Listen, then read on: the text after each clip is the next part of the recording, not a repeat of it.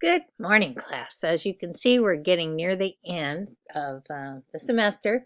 So what we're going to do now is talk about developing your marketing strategy, which is so important. For part A, hang on, let's get this in the window, if I can get that to happen. Developing your marketing strategy. So I have a PDF for you to read. It's here, the lecture on creating your strategy, and then read chapter 14 in likable social media. So by Thursday, after reading the lecture and the textbook assignment, I want you to write a blog post um, in response to the assignment. And I want you to think about what we've covered in class this semester and the work you've done using the various social media platforms, and then write a thorough, that means 5-paragraph blog post considering all these points. So planning your future strategy. Which social media platforms did you think would work best with the type of business you have created? Because sometimes people get so excited about all the different tools there are out there, they try to do too many things. And so some of them, of course, you can roll your content over, and that's fine. You can every once in a while vary it up and put some, special posts on there, or change up, one or the other. Could have similar content but different writing or a different image or something. But you don't want to have too many things that you can't keep up with. And then tell me why the ones that you're picking would work best for you. You really don't want to just focus on one. You should have a couple just in case. So, and then, what have you enjoyed using the most? Because that's important too. If you feel comfortable, if you like what you're doing, if you feel like you get the best response in there, it's going to show in what you create. The enthusiasm you have, or the lack of it, is going to show off. And you need to think about that.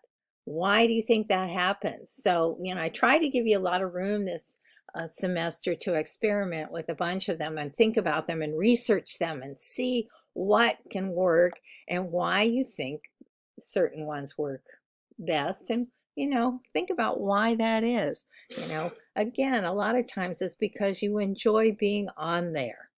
And then how much time do you think your business should spend on social media marketing, and why?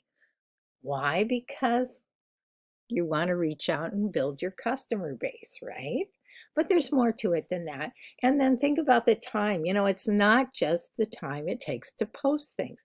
You have to think about what would work best. You need to do research and see what's working already about timing, content, uh, and figuring out are the posts you're creating, are they, effective for you? Does it matter what time you send it out? Do you get more response on certain ones? And is it good response? If it's just, hey, that's really nice, is that helpful? Or does that make somebody share it with someone else? There's a lot to it. It's not simple. There's a lot to think about. But you have to think, again, how much you think, well, maybe I want to do, some videos for YouTube. Well, how much time does that take? Sometimes you have to develop a storyboard. Sometimes you can just do free form videos, but you got to have an idea of where you're going with it. What's the starting point? What's the ending point?